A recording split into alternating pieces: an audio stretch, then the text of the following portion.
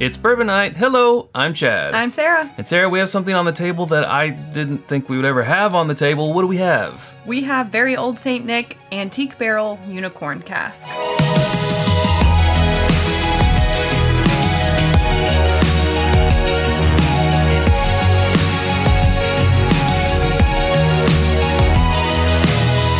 Well, I mean, besides it being like one of the longest names of something that we have, this is super rare. Right, do you want to know why it's called Unicorn Cask, Chad? Because it's elusive and unattainable, like a unicorn. Oh, I thought it was about, you know, it's a 375, so it's about the girth, maybe, of a unicorn. Ew, never say that again. Never say girth? I actually saw one of these out in the wild for sale. It's $599 retail for $375. So if you upscale that to a $750, it would be $1,200. Not the most expensive thing that we've had on the channel. Retail, that would have been the last drop. But it is the most expensive thing that we've had a full bottle of. That's true. And this is a full bottle. They only come in the 375. So let's just get this out of the way. I can hear those comments. Well, there's another thing I'll never see. If it weren't for the kindness of the distillery, we would not have this. Right. I'll let you fill in the blanks on that. Sure. So this is also thanks to Eric from Scotch and Time / Bourbon and Time. We went to the second Bourbon in Time, is what he calls it when it's here in Kentucky, event where we went to a lot of different distilleries, Preservation Distillery being one of them. So it's thanks to the distillery and also thanks to Eric from Bourbon in Time, and we will have an event coverage video of that coming soon. But yeah, this was like in the gift bag, if you can believe that. So that's part of the disclosure on this review. It's like going to the Oscars or something. I imagine. I haven't been. Let me go ahead and get this part going. I almost feel wrong for opening it, but obviously we're gonna open it. Yeah. I'm gonna drink that. Pause for cork pop. Very nice. Nice, especially for a 375. Let's go ahead and get some in our glass, and then we'll kind of, as it's opening up a little bit. My goodness. We'll tell you about the history. That looks like you're pouring syrup. It does. So, distilled in 81, 82? Yeah, right? I hear it was the end of 81, the beginning of 82 is when it was distilled. Right, and then it was vatted in 99.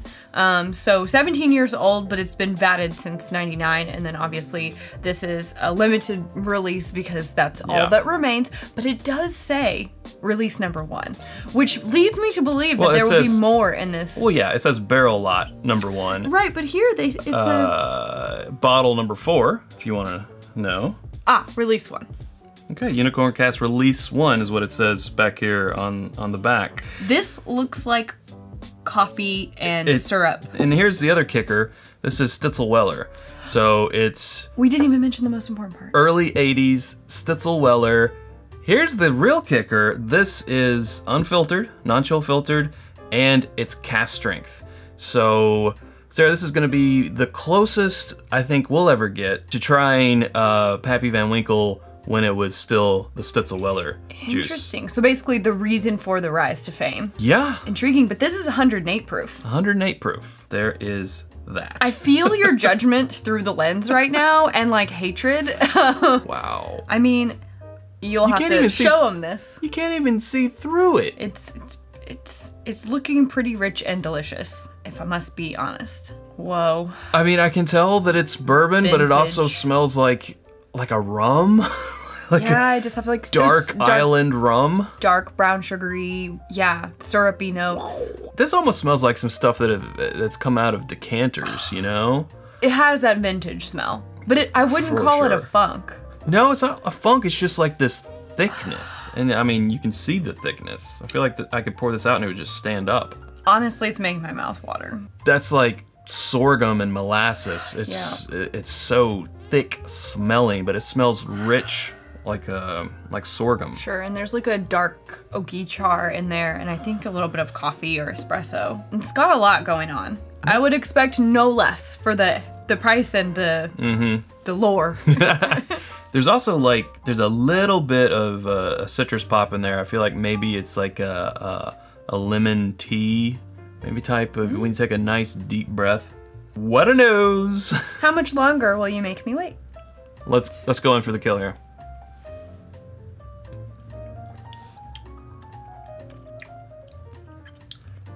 Woo!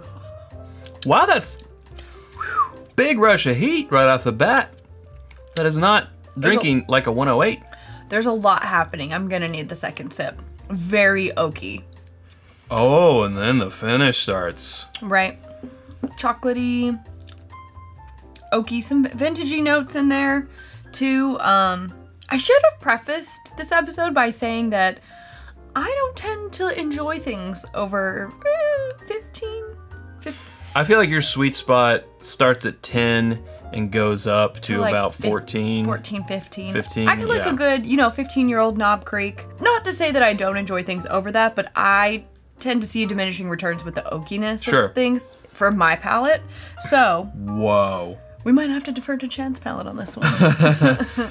Well, this, the feels this brings. Feels. Wow. Okay, so it's a long finish. Very. Instant Kentucky hug there. Very warming. It feels like it really just, there's some of those whiskeys that just feel like they spread out throughout your chest when it starts going down. It's hearty. Into the finish. It's very hearty. There is a little bit of a dark grape or maybe like raisin cranberry type of fig. I'm with you in like the raisin fig area. That was kind of like a metamorphosis of trying to drill down on what it is. I think it's more of like the raisin fig. I hate prune juice, but almost like prune, It's just like dark. That dark. The syrupy quality of the mouthfeel. Well, let's just go ahead and play the clip. It is probably my favorite part. Play the clip. Exceptional mouthfeel. Yes, it's an exceptional mouthfeel. The heftiness of that oak and char is really, warm, and it sticks with you, I think, through the whole experience. But also, even only just at 108, the front of my tongue is numb now after 2 sips. I haven't gone back for my second sip yet. Don't think I didn't notice the tiny pour that you bestowed. Did I give myself more? Maybe. So when I go back for just a little bit more, well, you can. Once you're done, you can have some of mine. So, I want to share this with some very special people in our life. So I want to make. But not me. But not you. No. So here's my second sip. I'm starting to get more of the spice on the second sip. Like before, I was almost sort of like blinded by the light. Yes, ripped up like an addition and then however it go goes. Blinded by the mouthfeel and everything, but now I can actually like, okay, I'm getting some spice. It's very like cinnamon, maybe a little clove, Which is strange because it's weeded. Yeah. But I think that deep oaky char is giving me clove a little bit too. Wow. I'm just like the hug and the mouthfeel are my favorite parts of this. I personally am getting a tad bit hung up on that extra oaky char. I'm having trouble seeing past that. Not saying that I'm not enjoying it, I just am having trouble picking out other flavors. But honestly, I would say I'm the outlier here.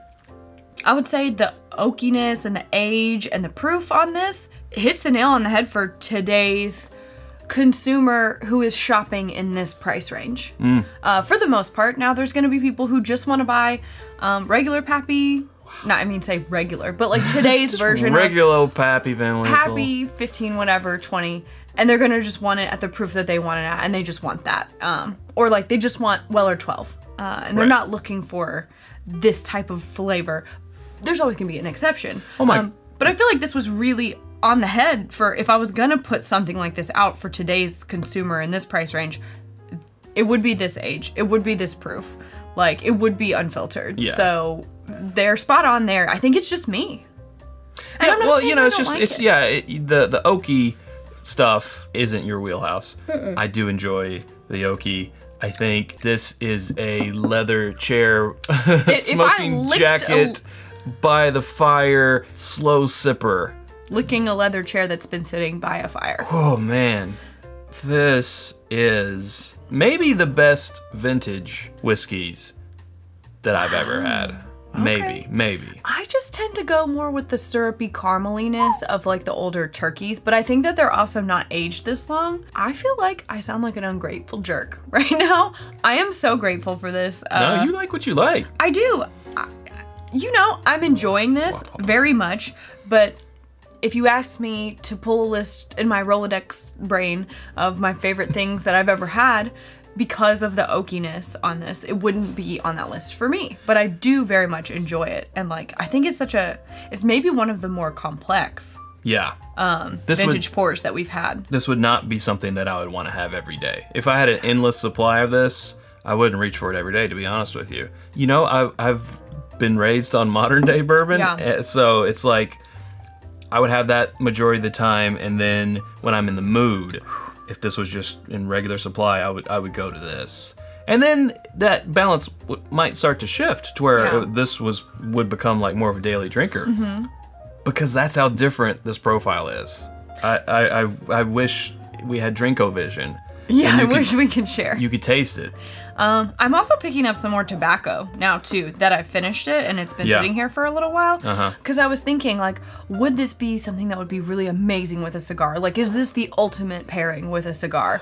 And then I thought no, because it has so much char and so much, almost like a smoky note, that I think that they would compete too hard. It wouldn't be a balance. It would just be like this. I almost feel like I just smoked a cigar, which I also, to be perfectly honest, don't enjoy for me. So maybe that's another reason why I'm like... Could be. I've tasted smokier things, but this one definitely brings the thoughts of, smoky, oaky. It is savory. It does make your mouth water. That's crazy how it does chewy. that. Yeah, it's chewy. It's bing. It's a fun time. Yeah, it is a fun time. I'm gonna take another little sip. I'm gonna steal another little sip from well, really it's from me, which should have been mine originally. And what's mine is yours, and you know how it goes. I know how it goes. Now I love the nose. I kept saying that the mouthfeel and like the hug and the finish were my favorite parts, but I also really enjoy the nose. Wow. And the color is just a treat too. I mean, all around it is a treat. To be honest with you, I was kind of thinking this, I think a lot of people, this is the first thing that pops in their head. Oh, it's $600. It's supposed to be this super rare, thing. It's probably overrated. So honestly, that's kind of what I was thinking. That was before I heard Eric put it as like his whiskey of the year in 2020. Whoa. After I heard that, I was like, okay, maybe this is legit. And it is legit. It is legit, yeah. It is what it claims to be. It checks all the boxes. Checks them boxes. Normally on Uncorkings, we do a recommend or not. I feel like that's sort of moot. Here, you totally read my mind, Chad. What's the point? Because everything's made up and the points don't matter. That's right. If you play in that dollar range and you want to taste something, if $600 isn't that big of a deal to you for whiskey, you're also tasting the past. And you want to taste some history, then I would recommend it. We would only not recommend it if it tasted bad. Yeah, it's kind of like... It does not. Right, it's kind of like the conundrum that we went through with the last drop. It's like, super glad to have tried it. Thankful for it, but it's like, can we really even say, go out and get a bottle? And that was $4,600. This is $600. So in comparison, this is a bargain. This. No offense, last drop. Yeah, no offense, but this. This. It's got the proof. It has the mouthfeel. It's the mouthfeel. Exceptional. Like, yes. Wow. We completely blew through the part where we normally do plugs. We normally put that in the middle of the episode. Chad, you just got so excited. You skipped it. So excited. Hey, our home on the internet is whiskyambitions.com. It's where you can get our Glencairns, our water glasses, our rocks glasses, our t-shirts and hoodies, and more always coming soon. That's whiskyambitions.com. You can become a patron at patreon.com/itsbourbonnight, and for as little as $1, you can join our community. We have a revamp coming soon, hopefully bringing more benefits to those patron members, but they do get patron-only podcasts after the episode exclusives, and if I could speak, I would tell you about more, but there is more. Yeah, they'll get more unicorn coverage in another round with Chad and Sarah. Oh, snap. Which is what we're gonna go record now. What? Okay. we gotta share this, Sarah. No, come on, I'm ready. So that's where we're going to leave it. Thanks so much. If you haven't subscribed to us already, come on over. You can click right up here to do so. There's suggestions of other videos down here, and we hope to see you over there in one of those. Thanks, Sarah. Thanks, Chad. Thanks, Eric. Thanks, Eric. Until next time, drink more bourbon.